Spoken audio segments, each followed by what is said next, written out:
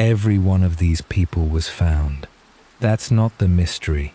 Autopsies were performed, photographs were taken, dental records were checked against every database available. The mystery is what happened after. Nothing. No match. No name. No one ever came looking. Tonight, a woman pulled from icy water in Norway. Her labels cut out of every piece of clothing she owned. Not torn, cut, deliberately, one by one. A small boy found wrapped in a box by the side of a road, given a name by strangers, because no one else ever claimed him. A woman found beside a highway who would wait 15 years for a face, built slowly, one layer of clay at a time, by a stranger who never stopped trying. 6 cases, 6 people. One question sits underneath every single one of them, and it isn't who did this.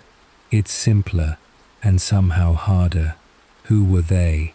By the end of tonight, you'll understand why that question is so much harder to answer than it sounds. If you're new here, welcome to the investigation. Subscribe and drop your check-in below, where you're listening from, and what time it is when this case finds you. Now, the first case. A man in a fine wool suit, found sitting upright against a sea wall, as if he'd simply stopped. No wallet, no wound, no name, just a label sewn into his pocket, from a tailor who, as far as anyone could ever find, did not exist. The morning of December the 1st, 1948, was warm in Adelaide, the way early summer mornings are warm in South Australia. Bright, unremarkable, the kind of day nobody thinks to remember. A little after 6:30, a man out for his morning swim noticed something on Somerton Beach, near the base of the steps leading down from the esplanade. A figure reclining against the sea wall, legs stretched out in front of him, one arm resting on the sand beside him, as if he'd simply sat down to watch the water and fallen asleep in the middle of it. The swimmer didn't think much of it. People slept on that beach. It was warm, it was quiet, and a man in a suit sleeping it off after a long night out was nothing worth a second look. A little further along the sand, another early riser noticed the same figure around 7 and made the same assumption. Asleep, harmless, none of his business. It's a strange thing to sit with. 2 separate people look directly at a dying, or already dead stranger, and each walked on for the most reasonable reason in the world. Nothing about him looked wrong.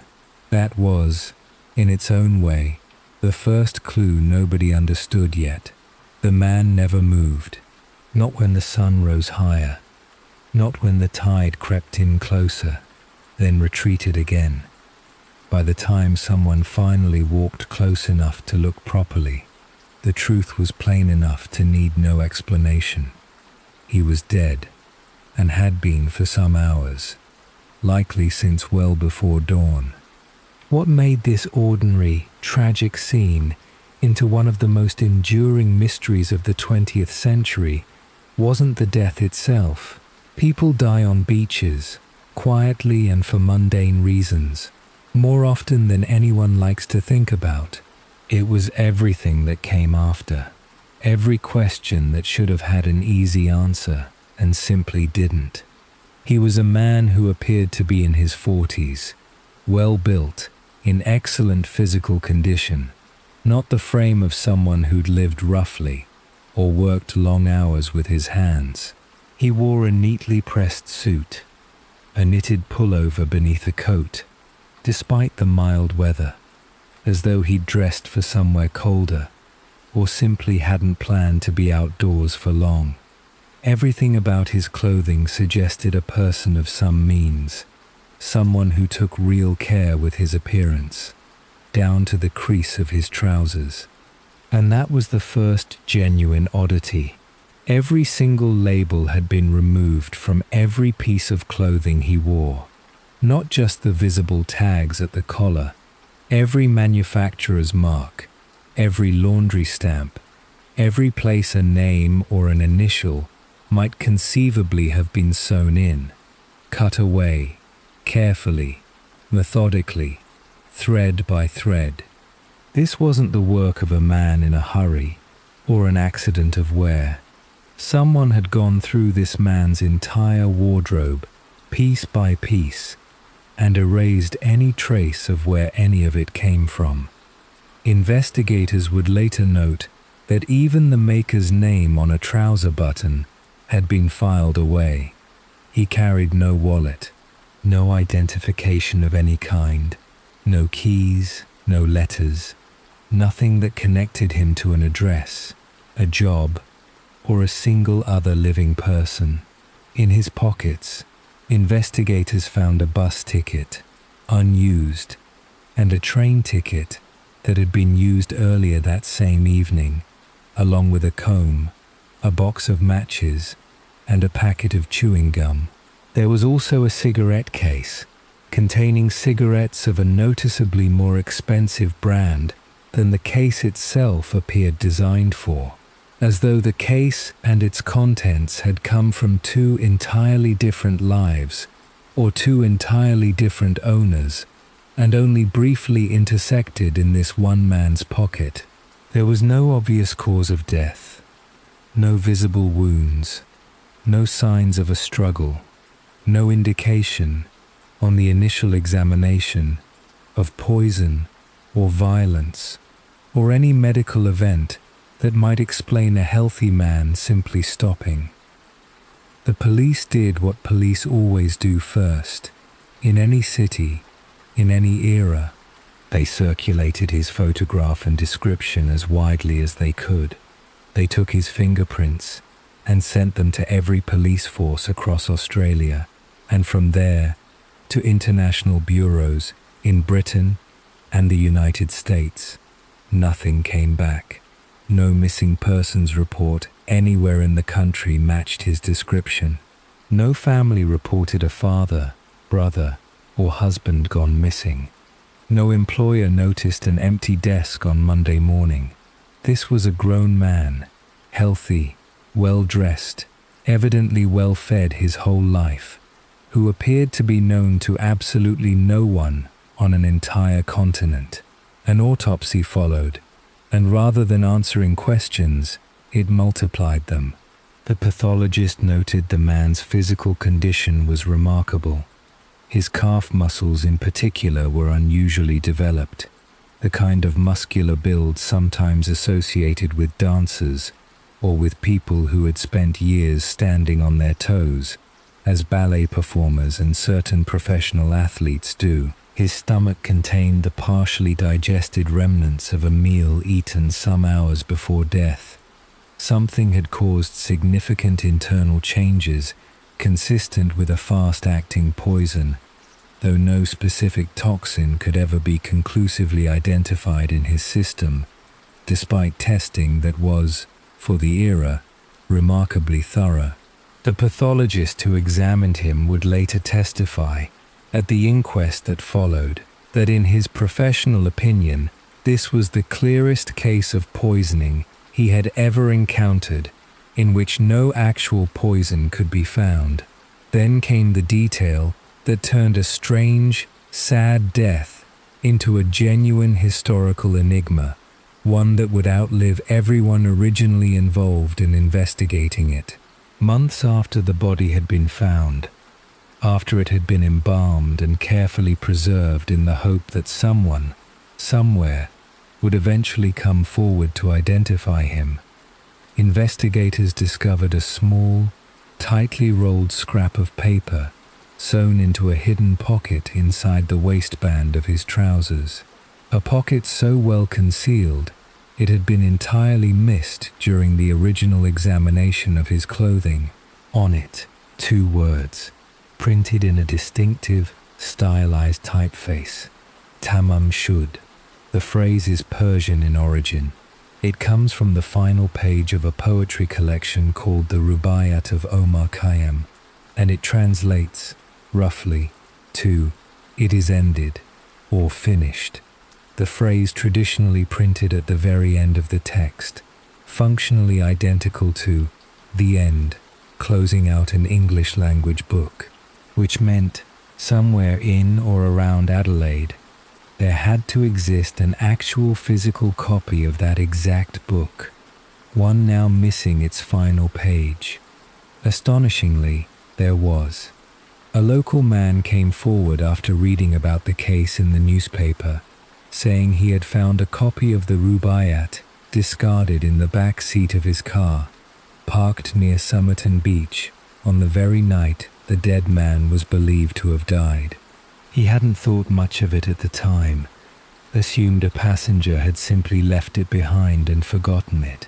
When investigators examined the book, they found its final page had been neatly torn out, and when they compared the torn edge to the small scrap of paper recovered from the dead man's pocket, the two matched exactly. The fibers aligned. The torn edges fit together like two halves of a single object, reunited across months and an entire police investigation. They had found the source of the phrase. They had not found the man who carried it. But the book held one more secret still. On its inside back cover, faint indentations were visible under close inspection, the ghost of handwriting, pressed hard enough into the page beneath to leave a physical impression, even though whatever had originally been written on the page above it had long since been torn away or lost entirely.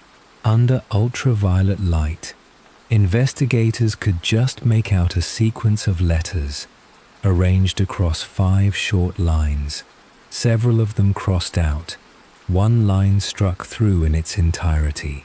To some who examined it at the time, it resembled a code, a genuine cipher, deliberately constructed. To others, it looked more like a rough note, an abandoned first draft of something the writer had never finished, or simply a private shorthand with no hidden meaning at all. For more than 70 years now, cryptographers, professional code breakers, dedicated amateurs, and at least one team affiliated with a national signals intelligence agency have attempted to crack those 5 lines. Some remain convinced it is a genuine, deliberately constructed cipher, a message meant to be reconstructed only by someone who already knew what they were looking for. Others are equally convinced it's nothing more than a list of initials or an idle note of no lasting significance, and that decades of mystique have simply been projected onto a scrap of nothing by people who wanted there to be a secret. No solution has ever been conclusively proven correct, though a great many have been proposed, each with total confidence by its author.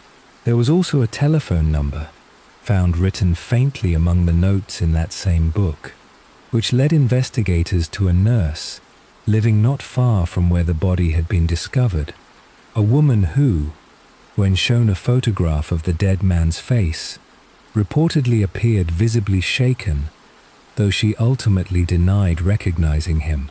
She lived out the remainder of her life without ever publicly saying more on the matter.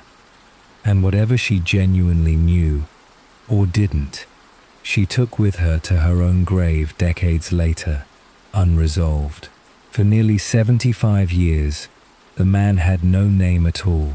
He was buried in a cemetery in Adelaide, beneath a headstone that read, simply, "Here lies the unknown man who was found at Somerton Beach," visited over the decades by amateur investigators, curious tourists, and a small, dedicated community of researchers determined to solve what the original detectives never could. Then, in 2022, using genetic genealogy, the technique of matching DNA recovered from the case to distant relatives found through consumer ancestry testing databases, The same method that had by then identified the Golden State Killer and dozens of other previously unidentified cold case subjects. Australian researchers announced they had very likely identified him. Their work, built from strands of hair preserved in the original death mask, taken decades earlier, pointed to a man named Carl Webb, an electrical engineer originally from Melbourne, a man who appeared to have no close surviving family and whose life in the years leading up to his death had gone strangely, almost deliberately, undocumented. For many who had followed the case for decades, it was the ending they had genuinely stopped expecting to see in their lifetimes. And yet the identification, while now widely accepted by researchers, left the central mysteries of the case almost entirely untouched. Why every single label had been removed from his clothes. Why he had traveled to Adelaide under circumstances no one has ever been able to reconstruct. What the code hidden in the back of that book actually says, if it says anything at all. And why, out of everyone he might have known across an entire life, not one single person ever came forward to say his name, while it might still have mattered. We now believe we know who the Somerton Man was. We still don't know why he came to that beach. We don't know who erased every trace of his identity before he ever got there. And we may never fully read the 5 lines he, or someone else, left behind in the back of a book of poetry about endings. Some mysteries end with an answer. This one ended with a name, and kept almost everything else for itself. If his mystery was born from what was deliberately removed, the labels, the trace, every thread that could be traced back to a name, the next case begins the same way, in a country on the other side of the world, 17 years later. Only this time, the removal wasn't limited to a few clothing tags.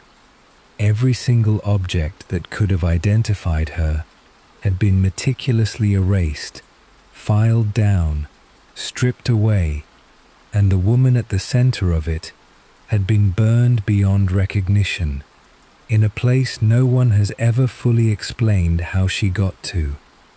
In late November of 1970, in the hills above Bergen, Norway, a father was hiking with his 2 young daughters along a path near Isdalen, a valley whose name, in Norwegian, translates loosely to Valley of Ice. It's a popular walking route on clear weekends, wild and steep in places, the kind of landscape people visit precisely because it feels far from anything. His daughters ran ahead, the way children do on a path they already know well, and it was one of them who found her first, though at that distance, in that first confused moment, none of them fully understood what they were actually looking at. What they found was a body, burned severely, lying among the rocks in a partially concealed hollow just off the main path, tucked into a spot that wasn't visible from the trail itself unless you happened to step slightly off it, scattered around the body in an arrangement that suggested either some kind of struggle or some kind of deliberate ritual. Investigators would later catalogue an unusual collection of objects, 2 mostly empty bottles that had likely contained an accelerant, a partially melted umbrella, a single rubber boot, some jewelry, and a scattered deck of playing cards. The body had been burned so completely that identifying her by facial features or by any conventional visual means was simply impossible.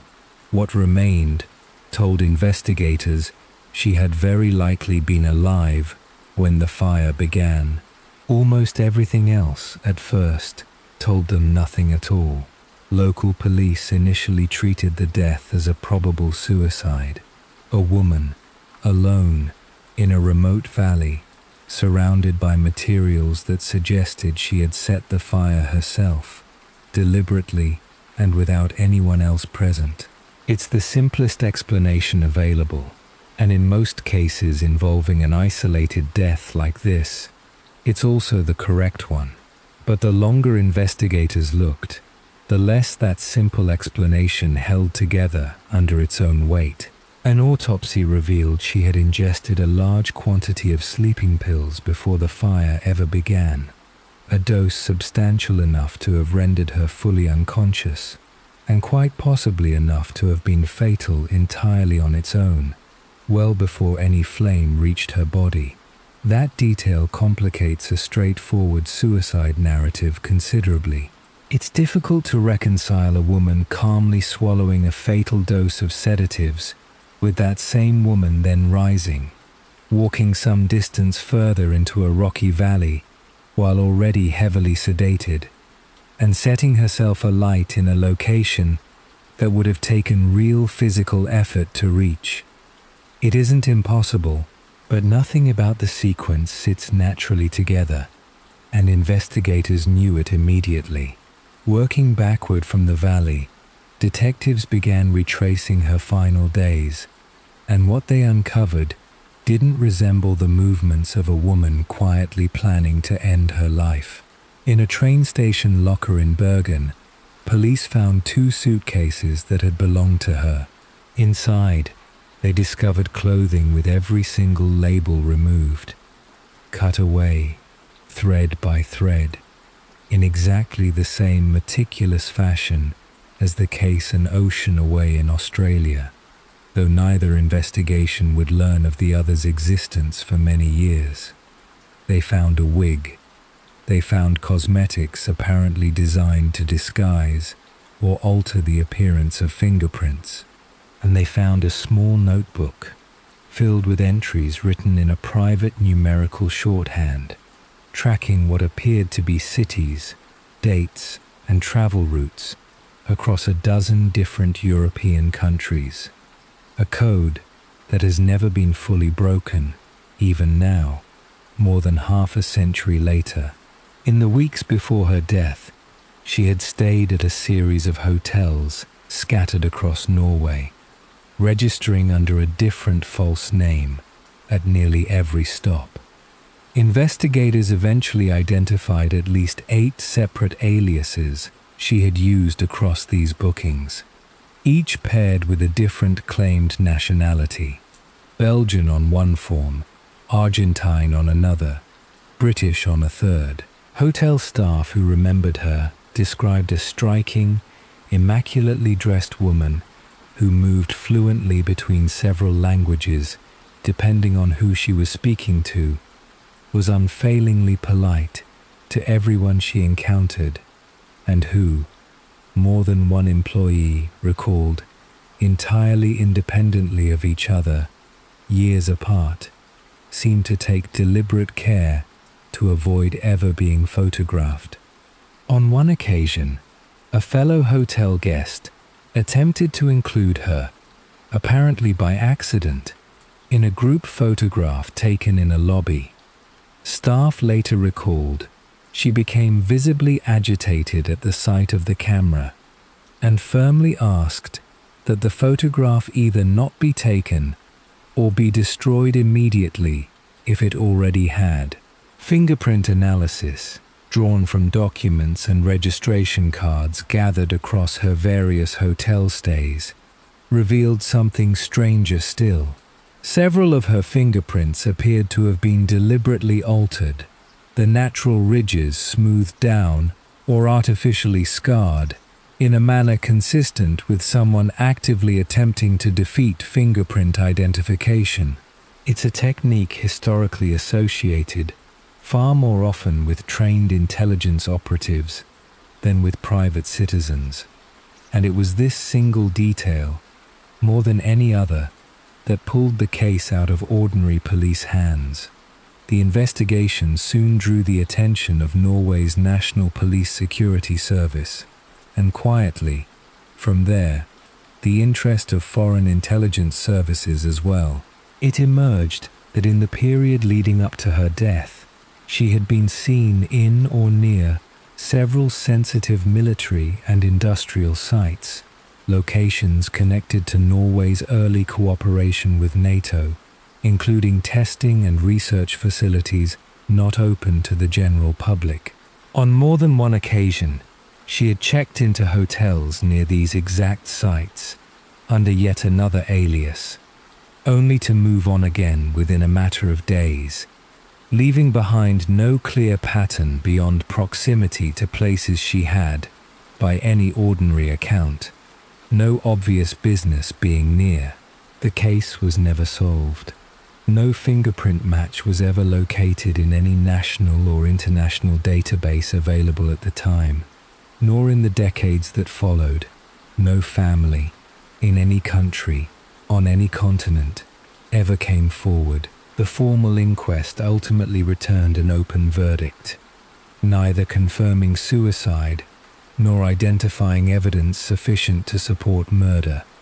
An unusual and deliberately non-committal outcome that reflected just how little of real substance investigators had been able to prove conclusively, despite the enormous volume of circumstantial material they had painstakingly gathered. For decades afterward, she was known only as the Isdal Woman, buried in an unmarked grave in Bergen, her case periodically revisited by journalists and independent researchers, who each proposed their own theory in turn. A Soviet intelligence operative, a Western operative working the same territory, a victim caught in an espionage-related killing that was never meant to be discovered, or, more mundanely, simply a private citizen living an elaborate and troubled double life, entirely unconnected to any government at all. None of these theories has ever been proven. Every one of them remains exactly that, a theory, not a fact, and every serious researcher who has examined the case since has been careful to treat it as such. In 2016, Norwegian police formally reopened the investigation, applying forensic techniques that hadn't existed in 1970. Isotope analysis performed on her teeth, a method that can reveal information about where a person spent their childhood based on the specific chemical composition of local water and food absorbed during tooth formation, suggested she had likely grown up somewhere in Central Europe, quite possibly in a German-speaking region, though the results couldn't narrow this down to a specific country, let alone a name or a family. Investigators also commissioned a facial reconstruction, built from her skull using techniques similar to those used decades later on the Somerton Man, generating an image intended to jog the memory of anyone who might once have known her. That image circulated widely across Norwegian and international media. No one to date has come forward with a confirmed identification as a result. More than 50 years after she was found, the Isdal Woman remains entirely unidentified. We know she spoke several languages fluently. We know she moved with clear purpose through a careful network of hotels and cities, always managing to stay one step removed from being remembered too clearly by any single person. We know that someone, at some point, went to considerable and deliberate lengths to ensure she couldn't easily be traced. And we still don't know, after all this time, whether that someone was her, acting entirely on her own, or somebody else, acting on her behalf, or against her. If the Somerton Man's case was ultimately defined by a single object that outlived every other clue, two words torn from the final page of a book, the Isdal Woman's case is defined by nearly the opposite problem: too many objects, too many aliases, too many cities, scattered across too many countries, each held by a different official who only ever saw one small piece of a much larger picture. And the next case takes us somewhere far smaller, and in its own way stranger still. Not a woman moving deliberately across an entire continent, but a small child who was never meant to be found at all, left instead in a cardboard box by the side of a quiet road for anyone who happened to look inside. On the morning of February 25th, 1957, in a wooded area on the edge of Philadelphia, a young man walking near a stretch of road called Susquehanna Road noticed something unusual half hidden among the undergrowth. A cardboard box, the kind that had once held a bassinet, sitting slightly askew off the path, half covered by dead leaves and a scattering of brush. He was out checking muskrat traps, a task that regularly took him past that same stretch of woods, familiar enough with the landscape that anything out of place tended to catch his eye. Something about the box did exactly that. He didn't approach it himself. He hesitated, walked on, and came back the next day with a friend, the two of them finally working up the resolve to look inside. And what they found would occupy the attention of an entire city and generations of detectives after them for the next 65 years. Inside the box lay the body of a young boy, no older than 5 or 6 by initial medical estimate, wrapped loosely in a cheap cotton blanket. He had been dead for some time, likely several days, possibly longer, by the time he was found. He was small and undernourished in a way that suggested a difficult, sustained hardship well before his death, and his body carried several old scars and partially healed injuries, marks that told investigators, even at first glance, that whatever harm had ultimately killed him wasn't the first harm he had ever known. And yet, strangely, he had been recently bathed. His fingernails had been recently trimmed. His hair had been cut, roughly, shortly before he was placed in that box, as though someone had made a final, careful effort to clean him up before leaving him in a stretch of woods to be found by a stranger checking traps for muskrats.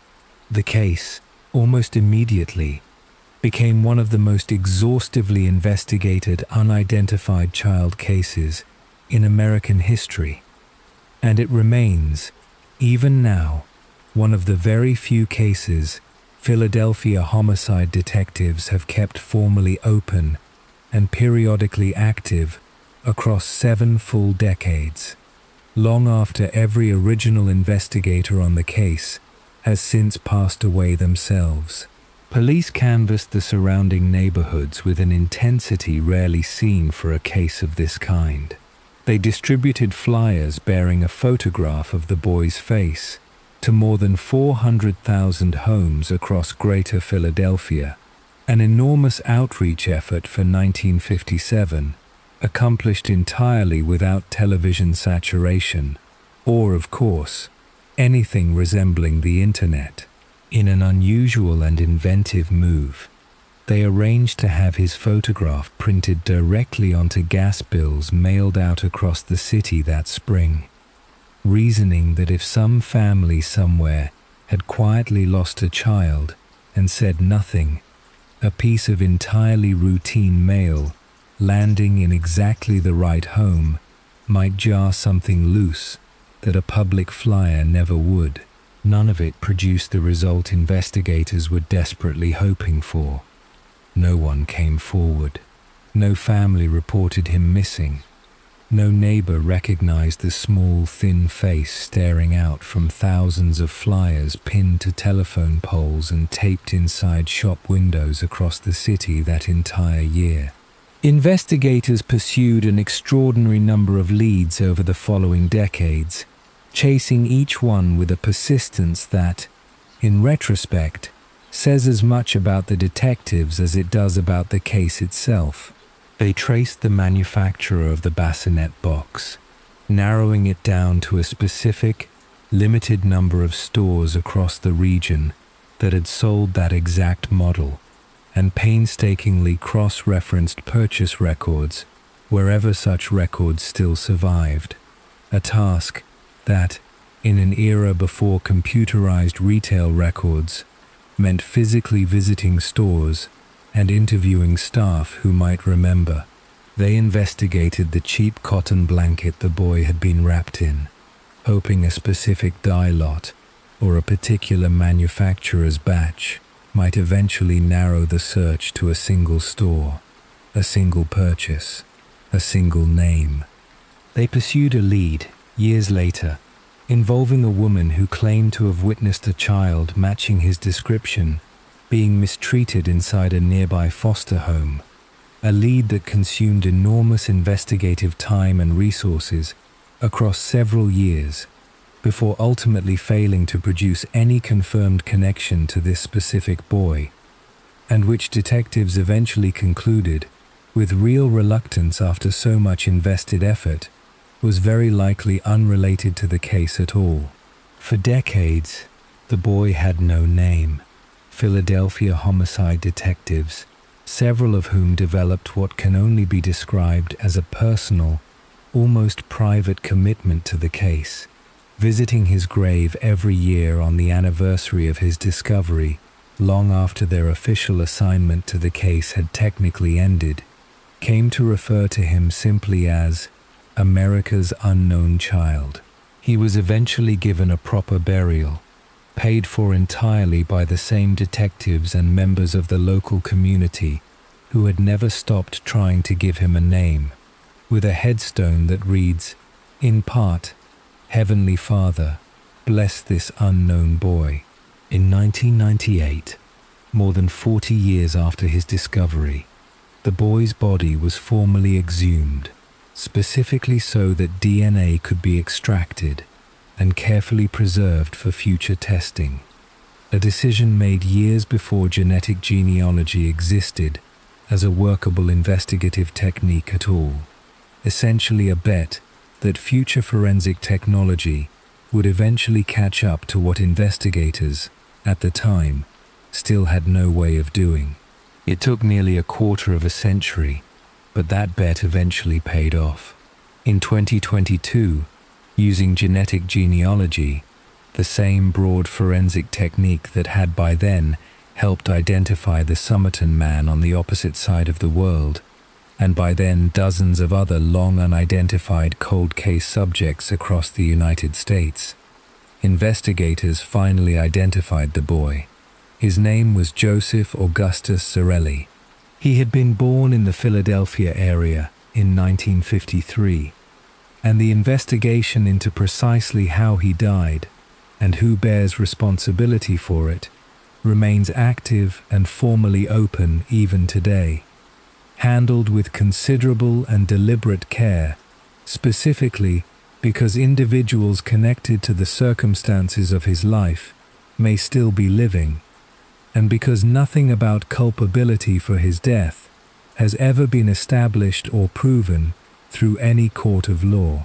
Investigators have remained notably restrained in what they've been willing to confirm publicly, and out of that same care, no further speculation about specific family members or unproven allegations belongs in a case that remains, at its legal core, still very much open.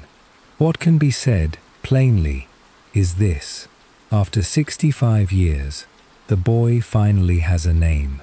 What still isn't known, and what the ongoing investigation continues to work toward establishing through entirely proper legal channels, rather than public speculation, is exactly how he came to be found the way he was, in that box, in those woods, on that particular February morning in 1957. For over 6 decades, an entire city effectively adopted a child none of its residents had ever actually known, simply because no one else ever stepped forward to claim him first. Detectives visited his grave on their own personal time, year after year, decade after decade. Strangers left toys and flowers at that grave for years. For a boy whose actual birthday nobody could even confirm, until 2022 finally gave him one. It's a strange, quiet kind of belonging, built entirely out of absence, sustained for 65 straight years by people who owed him nothing at all, and gave him their attention anyway, year after year, without ever being asked to. The next case moves us from a city that refused to forget, to a stretch of highway where for 15 long years, one woman refused to let a different face be forgotten either, sculpting it herself, by hand, from clay, layer by patient layer, long after almost everyone else originally involved in that case had quietly moved on to other things. On the morning of July 26, 1974, a woman walking her dog through the dunes near Race Point Beach in Provincetown, Massachusetts, watched her dog run ahead into a stand of low brush and refused to come back when called. When she went to retrieve him, she found what he'd found first, the badly decomposed body of a woman, lying face down in a partially secluded clearing among the dunes, arranged in a way that suggested she had either been killed exactly there or placed there deliberately after death, rather than having wandered in and died naturally on her own. What investigators found, once they moved past the initial shock of the discovery, only deepened the strangeness of the scene. The woman had been positioned carefully. Her hands were tucked beneath her head, almost as though someone had arranged her for burial, rather than simply left her behind. A scarf had been tied around her neck. Nearby, folded neatly, sat a pair of denim jeans and a green scarf, alongside a ring that seemed placed rather than dropped. The body had been in the dunes for an estimated 4 to 6 weeks by the time it was discovered, and the combination of summer heat, sun, and coastal insects had left it in a state that made conventional identification, by face, by fingerprint, by any of the usual first tools available to investigators, essentially impossible from the outset. The cause of death was determined to be blunt force trauma to the head, along with evidence that suggested she may have been nearly decapitated as well.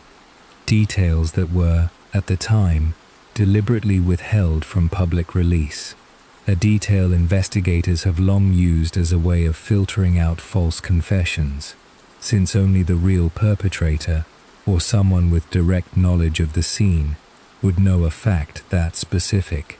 She was estimated to have been in her mid-20s to mid-30s, roughly 5'6", with reddish blonde hair, in apparent good health prior to her death, with well-maintained teeth that included some distinctive dental work, a detail investigators hoped, at the time, would eventually provide the breakthrough that identity itself hadn't.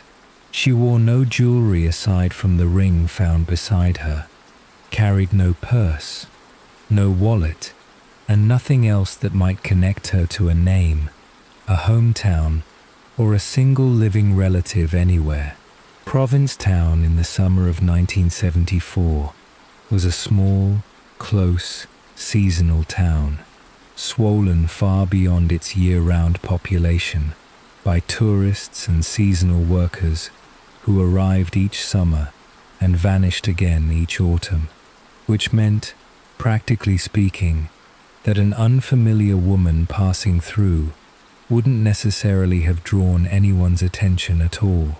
She could have arrived that week. She could have been there the whole season. Nobody could say for certain, and that ambiguity became one of the central obstacles investigators faced for years afterward. Investigators pursued the case aggressively in its early years. They created and circulated a clay facial reconstruction, sculpted directly from her skull by a forensic artist, hoping that a physical likeness might succeed where dental records and fingerprints had failed. It didn't, not at first. The image circulated for years without producing a confirmed match, a frustration that would eventually lead one dedicated forensic sculptor to revisit and refine the reconstruction more than once over subsequent decades, each attempt an effort to capture some detail the last version might have missed. The FBI eventually became involved, and for a period, some investigators floated the theory that she may have been connected to a notorious serial killer active in the region during roughly the same period. A theory that gained enough traction to be seriously investigated and ultimately generated significant public interest, but which was never conclusively proven, and which most researchers examining the case today regard as unresolved at best, rather than settled. For over 4 decades, she was known only as the Lady of the Dunes, buried locally. Her case periodically revisited by new generations of investigators as forensic technology slowly advanced past what had been available in 1974. In 2000, her body was exhumed so that DNA could finally be extracted and preserved, following the same logic that had guided the exhumation of the boy in the box 2 years earlier. A bet that the technology to use that DNA meaningfully would eventually exist, even if it didn't yet. In 2022, the same year the Somerton Man and the boy in the box were both finally identified through genetic genealogy, the Lady of the Dunes was identified as well. Her name was Ruth Marie Terry, a woman originally from the southern United States who had, by the accounts investigators were able to piece together afterward, moved frequently across the country in the years before her death, leaving behind a complicated personal history that included multiple marriages and periods where she seemed to fall out of contact with family members for extended stretches, well before she ever arrived in Provincetown. Her family, when finally located and informed nearly 50 years after her death, had reportedly believed for decades that she was simply out of touch by choice. The kind of relative who drifted, who called occasionally, and whose long silences, however sad, hadn't seemed sinister at the time. Even with a name finally in place, the central question of the case, who killed her and why, on that particular stretch of June in the summer of 1974, remains formally unsolved. Investigators have periodically named and cleared various persons of interest over the decades, and out of appropriate care for a case that remains legally open, and where no one has ever been convicted, none of those individuals is named here. What can be said is that whoever caused her death has never been identified, tried, or convicted, and the investigation, even now, technically remains active. It took 48 years to learn her name. It has now been over 50 since anyone has been held accountable for what happened to her in those dunes. Sometimes identity is the whole mystery. Sometimes, as this case shows, a name is only the first door, and the room behind it turns out to hold an entirely separate mystery, every bit as unresolved as the first. From a lonely stretch of Massachusetts coastline, the next case takes us to a much smaller, much quieter puzzle. A single young woman, found along an Ohio highway, whose case would take 3 full decades to close even partially, and whose name arrived only because one detective, working largely alone, simply refused to let her file gather dust the way so many others had. On the morning of April 24, 1981, a passing motorist spotted something along US Route 68, near the interchange with Interstate 75 in Miami County, Ohio. The body of a young woman, lying in the grass just off the shoulder of the road, close enough to the highway that whoever left her there had taken almost no care to conceal her at all. She hadn't been buried, hidden, or hastily covered. She had simply been left in plain view of anyone who happened to glance toward the roadside.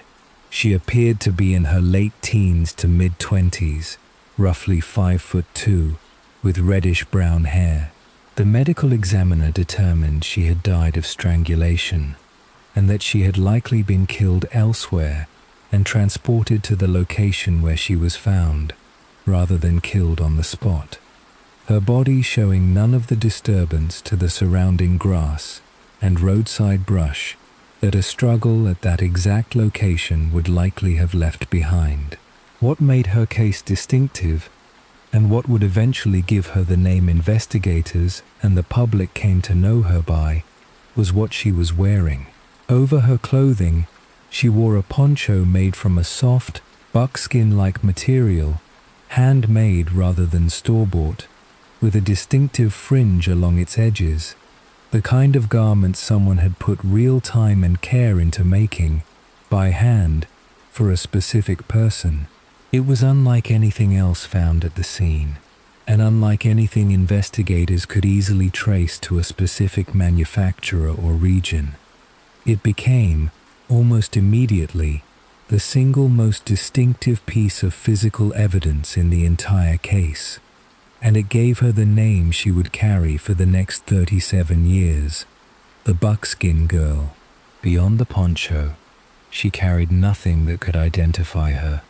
No purse, no wallet, no jewelry, beyond a small pair of earrings. Her fingerprints didn't match any record on file. Dental records, circulated regionally and then nationally, matched no missing persons report anywhere in the country.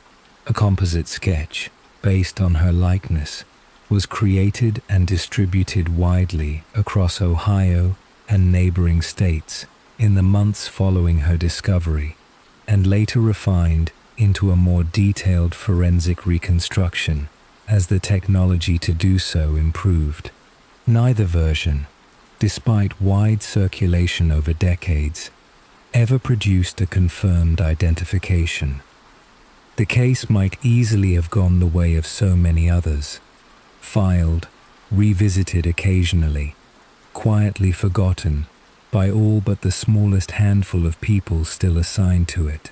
Instead, one detective with the Miami County Sheriff's Office took a personal, sustained interest in her case that outlasted his own official assignment to it by years, periodically pulling her file back out, rechecking it against new missing persons databases as they came online, and keeping her composite sketch circulating long after most departments would have quietly let a case that old fade into inactive storage. It's a pattern that echoes across nearly every case in this compilation. A single investigator, working largely alone, refusing to let a nameless victim simply become a closed file.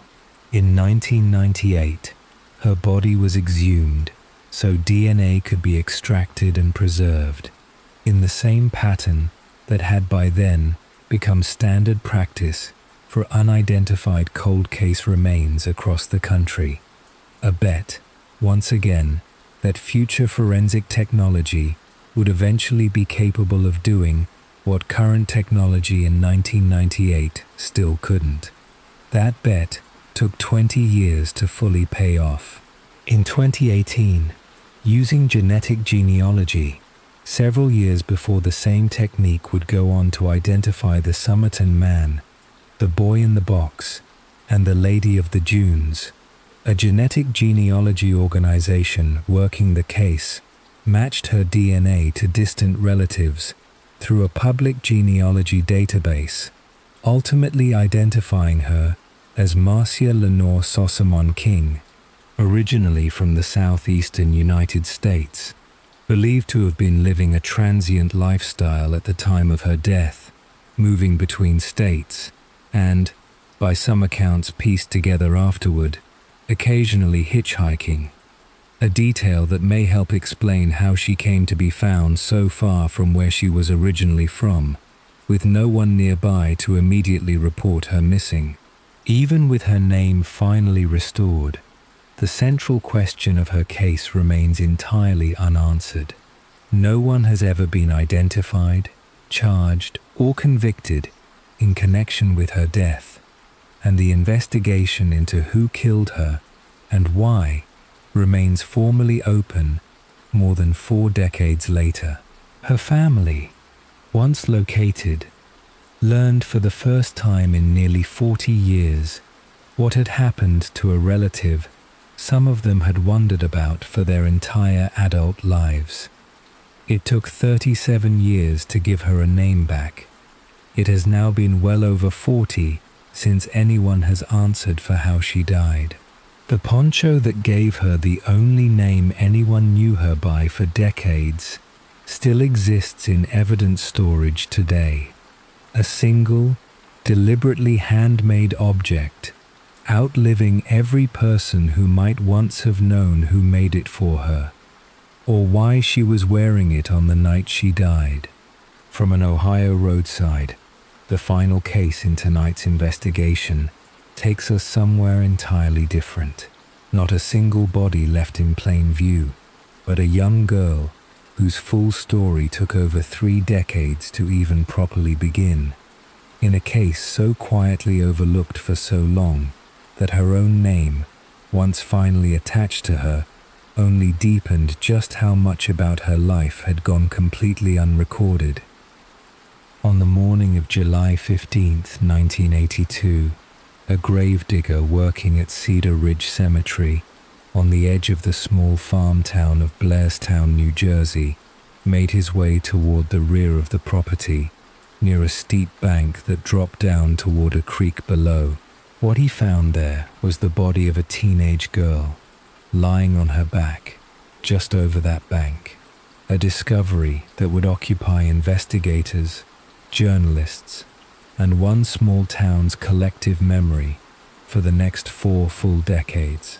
Her face had been beaten so severely that even basic identification, hair color, eye color, any of the ordinary details a family might use to recognize a missing daughter from a photograph was simply impossible. Decomposition had already begun. She appeared to be somewhere between 14 and 18 years old, roughly 5'2" to 5'4", of slight build.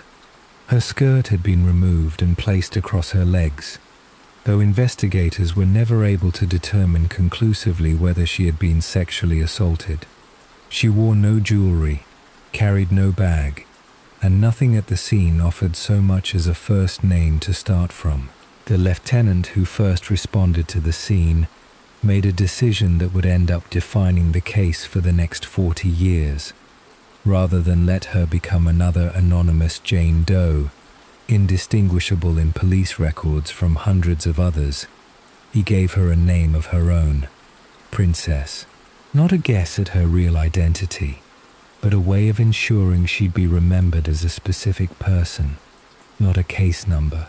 It worked. The town adopted her.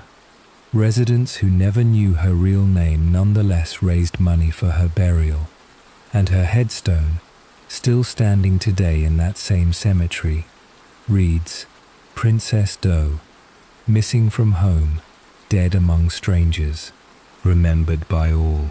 Her case became, at the time, the first unidentified murder victim ever entered into the National Crime Information Center, the nationwide database meant to help law enforcement agencies cross-reference cases exactly like hers. It should have made the odds of identification better than almost any similar case before it. For 20 years, it didn't. Investigators pursued one identification in particular for years, believing they had likely found her, a missing teenager whose description seemed to align closely enough with what little evidence existed. That belief held for so long and was reported with such confidence that many people who followed the case for years believed it had already been solved. It hadn't. In 2003, DNA testing definitively ruled out that identification, despite the years of certainty that had built up around it, a sobering reminder that even a confident match, repeated often enough, isn't the same thing as proof, and that certainty without confirmation can end up misleading an investigation for decades rather than helping it. Investigators traced her clothing to manufacturers in the American Midwest and eventually to a specific now-closed department store on Long Island, where several people independently recalled buying similar items. A genuinely promising lead that nonetheless couldn't, on its own, produce a name. In 1999, her remains were exhumed so that samples could be taken directly from bone for a more advanced round of DNA testing than had been available at the time of her original autopsy. The same forensic logic, by now familiar across every case in tonight's investigation, of banking evidence today against the technology of tomorrow. That bet, again, eventually paid off. In the spring of 2022, using genetic genealogy, by then a rapidly maturing technique that had already begun quietly resolving decades-old cases across the country. Researchers matched DNA recovered from her remains to distant relatives, and from there to an immediate family. On April 29, 2022, she was formally identified. Her name was Dawn Rita Olenek, 17 years old, originally from Long Island, New York. She had left her mother's home in the final days of June 1982, at her mother's own request, following a period of family conflict, and had never been heard from again. Her own brother, when investigators finally reached him, confirmed the timeline. The family had believed, for 40 years, that she had simply chosen not to stay in touch. Alongside her identification, authorities also announced that a man already serving a lengthy sentence for a separate, unrelated murder had been formally charged in connection with her death, based on evidence developed during the same investigation. He has been charged, not convicted, in her case specifically, and out of care for that distinction, no further detail about the charge belongs in a story built around her, rather than around him. It took 40 years, almost to the day, for Dawn Olenek to get her name back, announced, fittingly, on the exact 40th anniversary of the morning she was found. Her gravestone still bears the name the town gave her, decades before they knew the name her own family had been using all along. 6 people, 6 names, in the end, mostly recovered, some after decades, one only very recently, each through the same quiet, patient combination of preserved evidence and technology that hadn't existed yet at the time anyone thought to wonder who they were. That's the thread running under every case tonight. Not that these people vanished without a trace, but that the traces were always there, waiting, in a torn page, in a filed-down fingerprint, in a strand of preserved hair, for someone, someday, to finally be able to read them. Some answers took 70 years, some are still not fully answered at all, but in every single case, someone kept looking long after it stopped being anyone's job to do so. That, more than any forensic breakthrough, is what actually closed the distance between a nameless body and a name.